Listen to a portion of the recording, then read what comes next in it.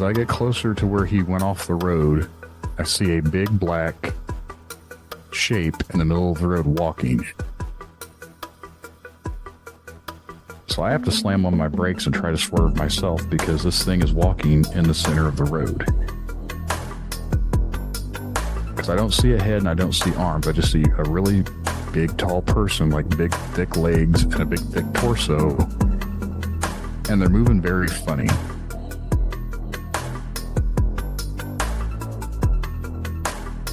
But to be honest, I wish I had have seen some of her vulnerability. I wish I'd have seen her in that space so that I would have language.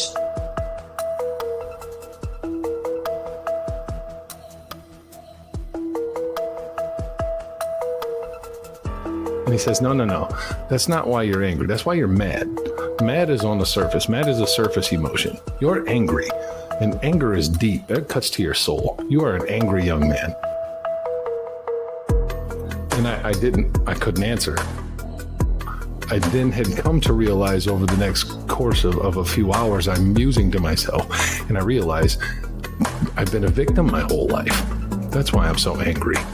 And over the course of the next 19 months, this man changed my life. He helped me to realize about processing emotion and how to forgive myself and forgive others. And that's where the metamorphosis really began for me. And I learned I'm a survivor, right? I know how to survive. I was understood for the first time in my entire life. And when I read those things and I learned, quote unquote, those things about myself that I had known forever, but never really had the semantics for, I couldn't unlearn them. Like I heard this quote years ago and it resonated with me so much. And it's like, you can choose to look the other way, but you can never again say you didn't know.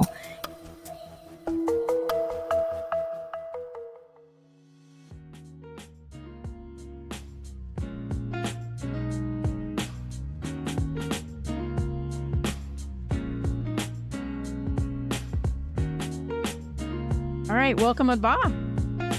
Thank you. Thank you for having me. Yeah. So tell us how you got started in education. I know that's kind of a broad question, but maybe a little bit about your teaching experience first, and then how that kind of transformed into this consulting business that you have. Yeah. So I've known I wanted to be a teacher since I was 14. I always loved kids. I would get a lot of great feedback from the families that I was babysitting or the camp families that I was working with. So I knew I wanted to be in the classroom. And I spent 9 years in and out of the classroom. So my first year of teaching, I always talk about how it was not my best year. And I don't think it's most teachers' best year, because first year is always hard. I was hired as a second language teacher, as a co-teacher, and I was supposed to be doing the lesson plans for second language, for the second language in the classroom. I didn't know how to lesson plan. I didn't have a degree in education. I had a degree in psychology, and I also didn't know what kind of support I really needed in the classroom. So that first year came and went, and I barely taught a lesson in the class. It was only at the end of the school year when I was kind of brought into my boss's office and was told, like, listen, you're not meeting expectations. We need to change it. That something, I guess, struck a chord. And at the end of that school year, I promised myself that would never happen again. And so I went back to school, which some people do, some people don't. It really depends on the person. I'm not saying go back to school if you're struggling in the classroom, especially if you have a master's or a bachelor's in education. But I went back for early childhood education as a bachelor's, and then I got a master's after that in special ed and educational leadership. And what I found fascinating was that through my learning in school, I was able to apply a lot of things in the classroom. And that kind of helped get my teaching career off to the start that I really wanted it to get off to, not the way I started it my first year of teaching. But for about 5 years into my teaching career, there was a new teacher across the hall from me, and she had never worked with that age before. She had never, she'd worked in the classroom before. She's been an assistant. She'd never been a head teacher. And she was very, very frazzled when we came into the school year. And I saw her kind of flail. I tried my best to help, but I was also a classroom teacher. And as most classroom teachers know, there is really no time. I tried to help the best I could, but I couldn't help. And I noticed that the administration wasn't super helpful. The director herself is wonderful, but the support is kind of lacking. So I was in the midst of my master's degree, and I was doing a lot of educational leadership work. And that's when I was like, this needs to change. This can't be that this teacher comes in August and is flailing the whole year. And then, by the way, she was let go for the following year because she wasn't meeting expectations. And the only thing that was happening was like random meetings with the director and no real guidance for her. And listen, there was a lot also going on at home with her, but I personally believe that she could have done really, really well had she given the support and the guidance that she needed. And that's where the business idea came from. That's where the consulting came from. That's where the coaching came from. I had already started to kind of immerse myself in the business world, knowing that I wanted to step out and do my own thing. But not knowing exactly what I wanted to do. I wanted to stay within education. So I think that's where the consulting came in. And that's when I started to build, a platform for myself. And it started out as a blog, really, in reality. And I think a lot of people have that story. But yeah, that's kind of where it started my business started to develop. That's so interesting. I started my business writing too. Either way, it's a form of, it's your voice. So yeah. Whatever way you can get I always think of it as it's like a bubbling up of, oh my gosh, I have to get this out. So sometimes the low hanging fruit is just writing, and just getting it out there somehow. It seems less vulnerable, I think, if you write. But absolutely. It's interesting how people's stories make them transition into different ways, and whatever way it starts, it still starts, right? Yeah, exactly. Mm-hmm. I was wondering what kind of gaps in teaching that you see now between new teachers and veteran teachers. What are the gaps that you're noticing in the system, I think, or maybe the support system within the schools? So the number one thing I'm seeing is that support is basically the administrator's job to give. And I personally, having some admin experience, think that administration don't have the time to be able to do the hands-on work that they need to do for support. I think that's number one. That's the gap. There is, some schools have it, some schools don't. It really depends. But a lot of the schools, especially where I am, which is in the New York metropolitan area, a lot of the schools do not have that. So the administration are expected to support their teachers, which is good and wonderful, but they can't be hands-on for teachers that are in their first year of teaching who really need hands-on support. So that's number one. I think number two is that the tools and strategies that teachers implement into the classroom are usually tools and strategies that they've learned over time, not that they've learned in the schooling that they've gotten. And I always say, there's so much that I didn't learn in school. I learned from doing.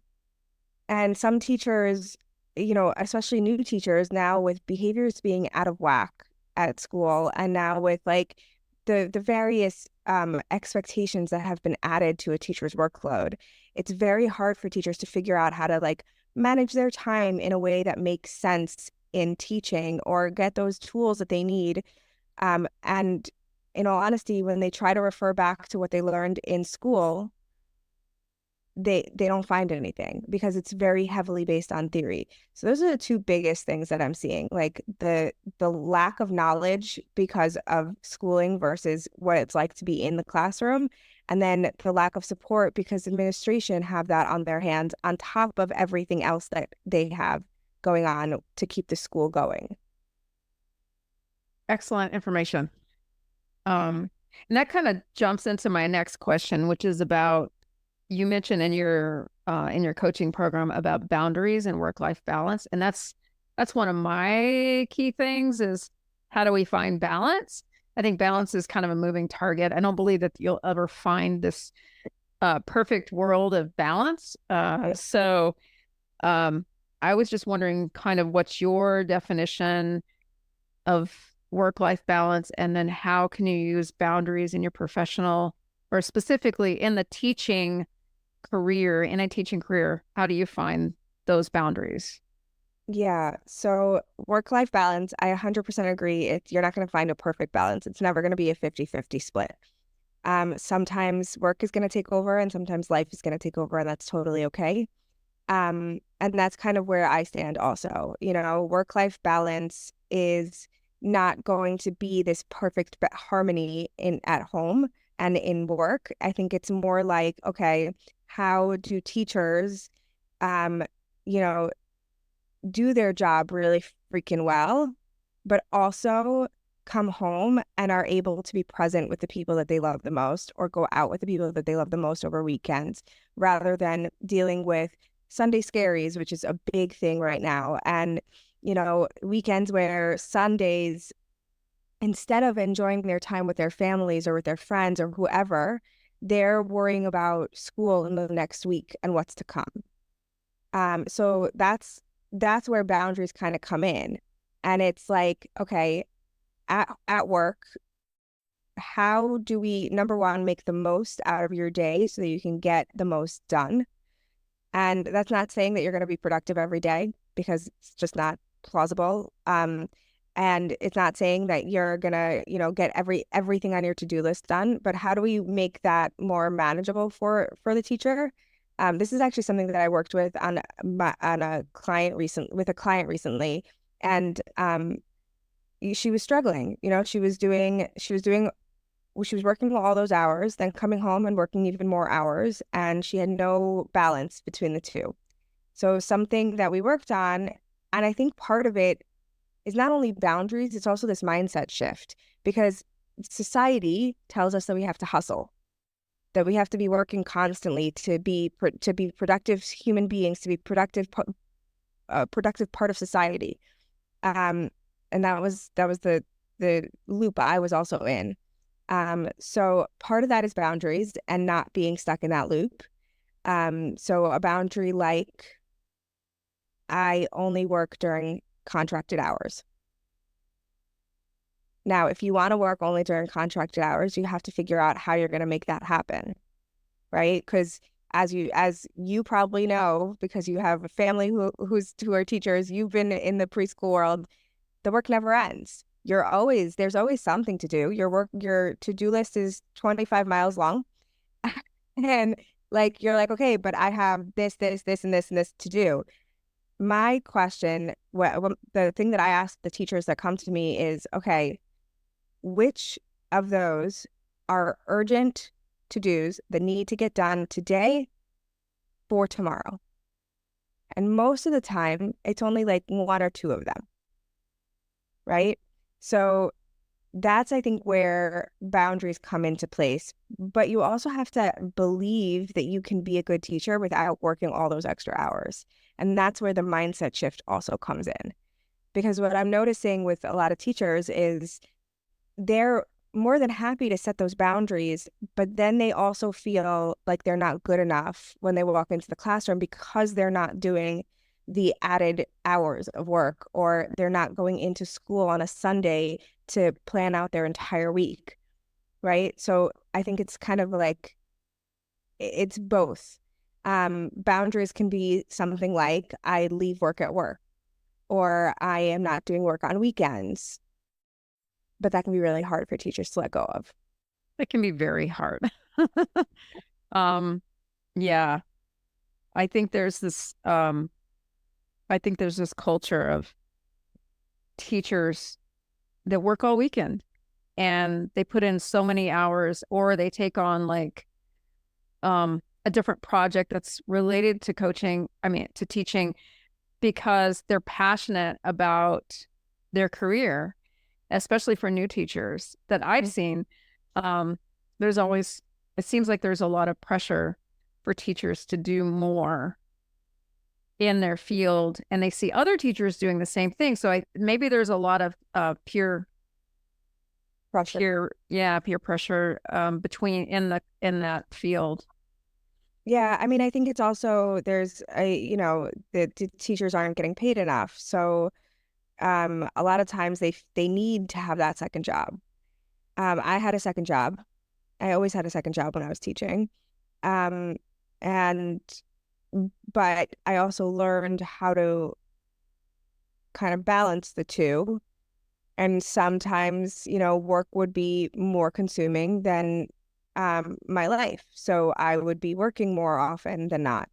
But at the end of the day, if I didn't listen to my body, and this is something that I teach teachers also, if I didn't listen to my body would never function. And what ended up like triggering my wanting to create that balance in my life is I got migraines every single week for 3 to 4 days, and they were debilitating. Because I was so stressed, so overworked. My body couldn't function anymore. I was going from one thing to the next, the next, the next. I didn't stop. I never stopped. I kept working over weekends, which is not the way to go. So I was in what I call a burnout cycle. So I've heard this story. Yeah. Yeah. I think a lot of teachers have the same story. Yeah, there's a definite common thread, the physical manifestation of stress and burnout. Yeah, it's a real thing. And reshaping that and using different tools, put some new tools in your tool belt. Exactly. So you have a podcast, Shaping Little Minds. It's on iTunes and Spotify, and I'm sure most streaming platforms. Tell us a little bit about that. Yeah, I launched the podcast 3 years ago. I felt like this was a great way to give teachers some implementable tools that they can use inside their classrooms to help them through their day. I made the episodes short and sweet and to the point for that reason. I always, have, when it's just me, it's 10 to 15 minutes. When it's guests, it's like 25 to 30 minutes. It's really not long at all. And it gives them implementable tools they can just use and bring into their classroom at any time.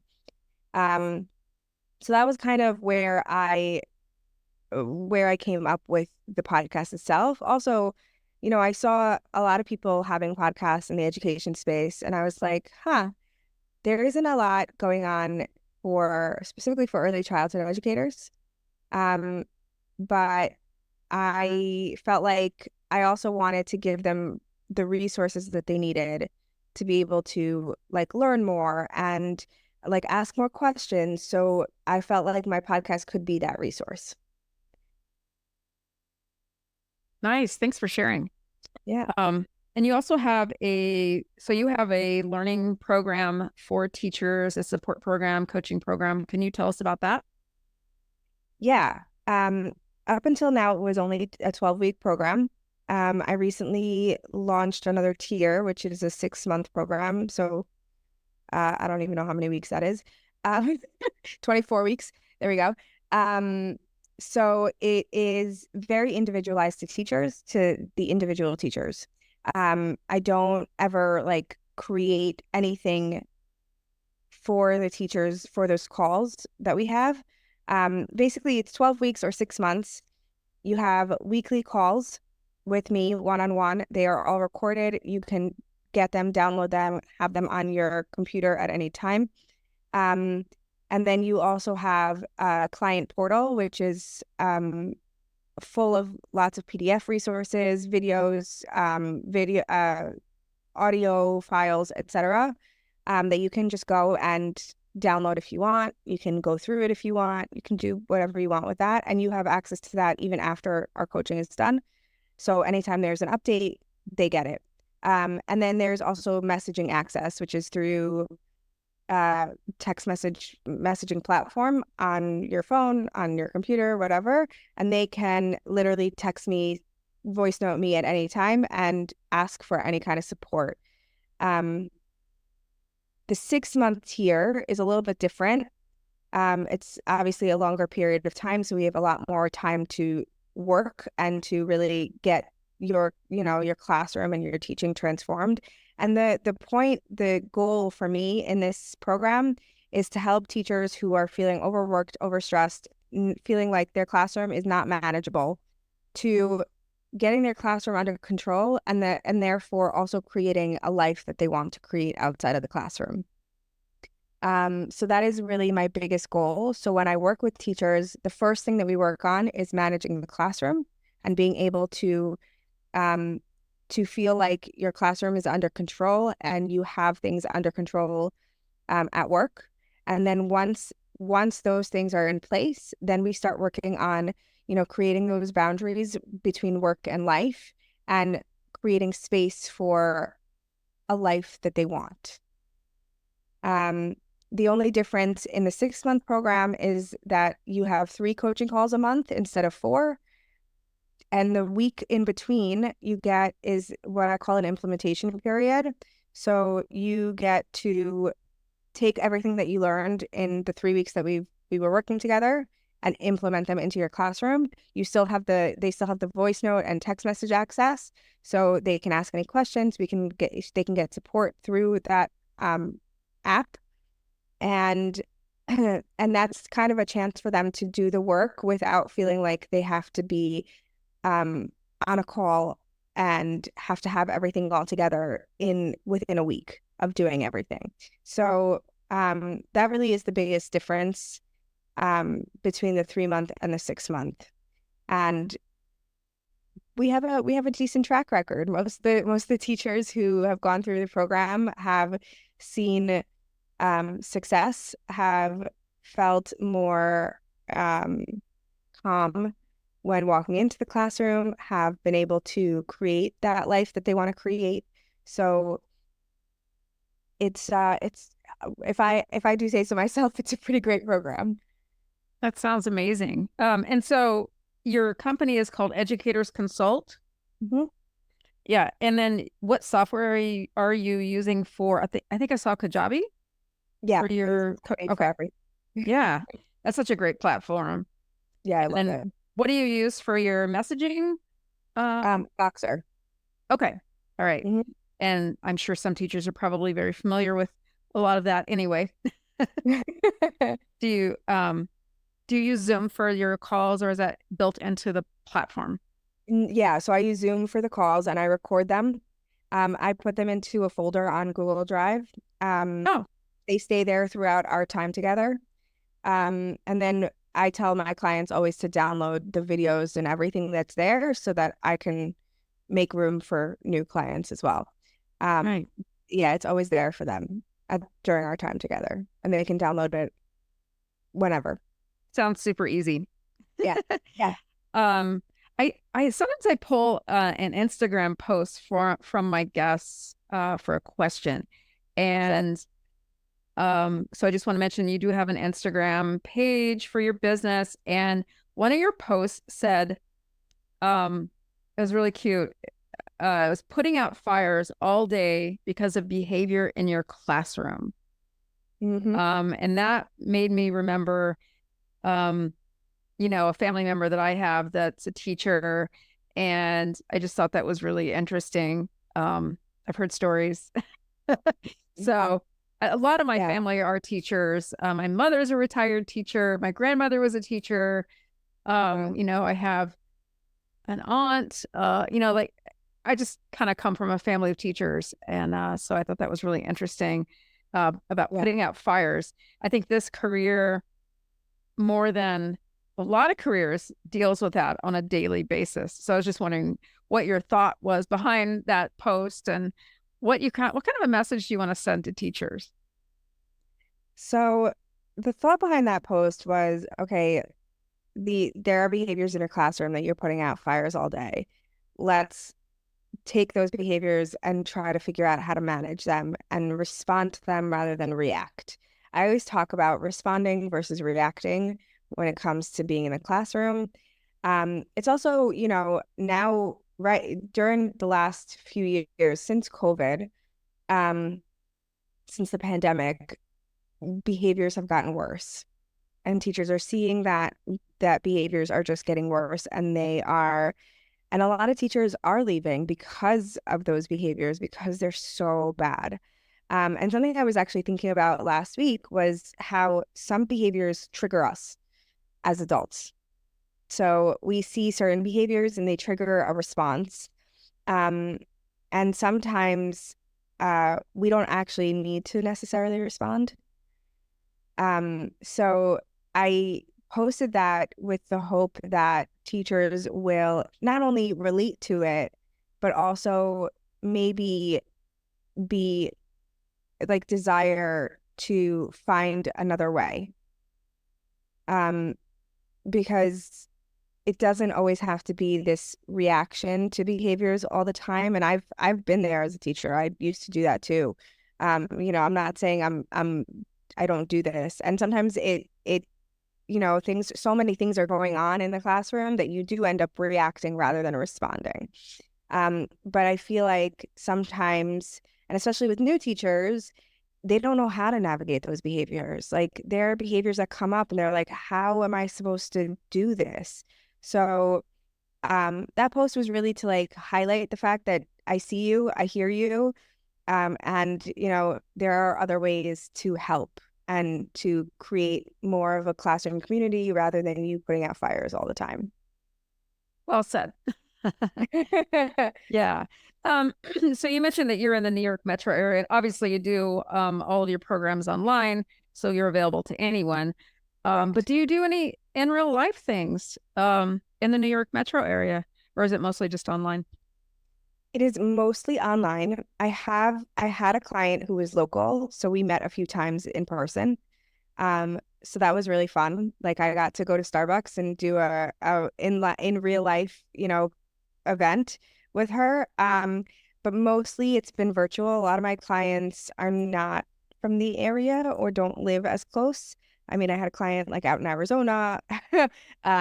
So mostly virtual, but I do offer professional development locally. So if a school is looking for a certain subject to be talked about and learn, they want their teachers to learn about, I am happy to travel to those things local. But yeah, mostly virtual. That's nice that you can support local school districts if they reach out to you. So that's such a great resource. I think some schools are always searching for training workshops or whatever. So that's really helpful. Yeah. So can you just give us, tell us about your links, where they can find you? Your link, I see that you have a link tree also. So tell us about all of that. Yeah. The best place to find me is Instagram. That's where I spend the majority of my time. Instagram is at Coach for Teachers. There's a lot of good information on my on my Instagram. So if you want to like just scroll through, see what you can find, go for it. You can also find me on LinkedIn. It's under my full name. I will send you the link to that. And those are like the two biggest places. I'm not really on Facebook much. I don't really have anything going on there. And I do have a link tree. The link tree is attached both to my LinkedIn and to my Instagram as well. I also want to mention that the link to your Kajabi training program is on your link tree, right? Yes. With your calendar. I think you've got your calendar booking is on there, right? Also. Yeah. So I have two options right now. It's the 3 or 6 month program, one-on-one coaching. And then I also have a one-off coaching calls. It's a 90-minute coaching call, and that one goes straight to the calendar. You can literally just book it, pay for it, and have it in the calendar. And I always show up, and you'll have an intake form just so that I can kind of get to know you. But yeah, those are the two options right now. I am also coming out with a course soon, so stay tuned for that as well. Oh, nice. Yeah. And that one-off is a great way for someone to just get to know you a little bit, meet you, maybe ask a few questions, see what you're all about. Yeah, exactly. Test the waters before jumping headfirst into a big 6-month commitment program. Yeah, for sure. For sure. And it's also, on the cheaper end. So, you can do that and say, okay, I really enjoyed that. Maybe I will do the coaching program, or you can do that and say, okay, that was enough for me. I'm good. Either way is totally fine. That's the thing with coaching. You have to meet people where they're at. And sometimes they just are not ready. And maybe they just want to talk to someone for 20 minutes. And sometimes that's enough. And that's okay. Yeah. Exactly. Totally okay. Yeah. And they may come back. Yeah, exactly. That's the thing. We're always here. I mean, that's how one of my clients came into my program in the first place. She was like, okay, I'm doing a 60-minute, at the time it was 60 minutes. I was offering for like a big Black Friday deal. And she came in for a 60-minute call, and she, at the end of the call, goes, is this how one-on-one coaching is? I go, yes, but for 3 months. And she was like, okay, I'm in, like, done. So, she just needed to figure out what I would offer for her, and from there was able to make a decision. Most people they don't really know what it is. They think that you're going to tell them what to do. And that's not how it works. No. We listen. We're the ear that you wish you had all the time. And we just pretty much reflect everything back to you so you can hear your own words. That's what coaching is. And we don't give you advice. But sometimes people don't have those resources to talk to anyone, or they try to talk to their best friend, and their best friends tell them what to do, that's not good. You don't want that. You're living your own life. You're in your own boat. Drive your own boat. Exactly. Yeah. So I gave some pointers and some tips and throughout the call, and she just looked at me and she was like, okay, I want into the program, because if this is it, I can only imagine what's going to happen in 3 months. So yeah, it can be really transformative for people. When I coach people, after about an hour, they say, whoa, how did you do that? I'm like, I didn't do it. You did it. I just told you what you were saying. Yep. It's pretty cool. It's so fun. It's amazing. It's amazing to see. Like, it's amazing to see those transformations. Mm-hmm. And they're like, I mean, my client at the end of it was like, wait, are you leaving me already? And I was like, I mean, I don't have to. That's so awesome. I always call mine coffee chats, because that's really all they are. Let's just have coffee online, on Zoom. It's great. Exactly. I love it. Coffee chats.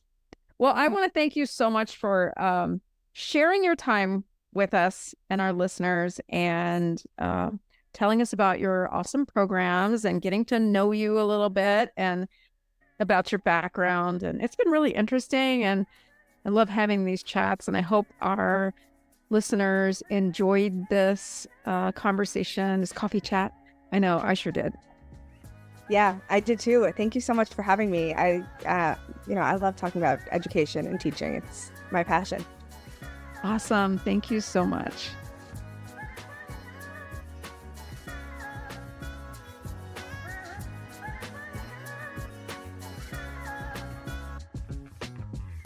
Hey, thanks for listening today to another great episode. I sure enjoy hearing about these experiences, and I hope you do also. Be sure and like or follow this show by leaving a 5-star review on Apple, Spotify, or wherever you listen. If you have an experience or story you'd like to share, be sure and reach out to verbalecho@gmail.com. See you in the next episode, friends. Have a great week.